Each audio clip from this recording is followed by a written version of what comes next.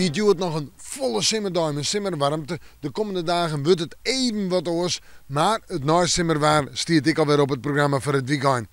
Joen en vannacht, de lucht begint vlug. En dus wordt het bewolkt. En dan hebben we jou bij de joen. En vannacht kans op een enkele bui. Nou, enkele buien, misschien wel met tonger. En het geldt dan vooral voor het waardgebied. De temperaturen zijn 13 tot 16 graden. De hoogste temperaturen in de kustgebieden en op de Wadden.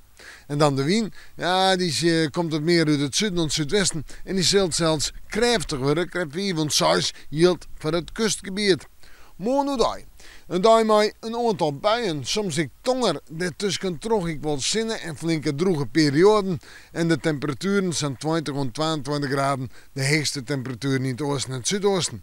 En dan de wind, die komt morgen uit het westen uit, zal matig wezen, krijgt 304. Een dip, want morgen en morgennacht ik nog een aantal pittige buien. Ja, vooral letter in de jontijd en morgennacht, maar kans op tonger en flink wat wetter. En misschien zelfs soms wel minstetten. En als we dan zeggen naar vreed, en ik had het fruit zocht, dan zucht dat er al wat beter uit. Misschien nog een buiken, maar via is toch in de media de zinnen erbij en dan wordt het weer droeg. Temperaturen op vreed zijn 18 graden, een krachtige wind uit noord-noordwest.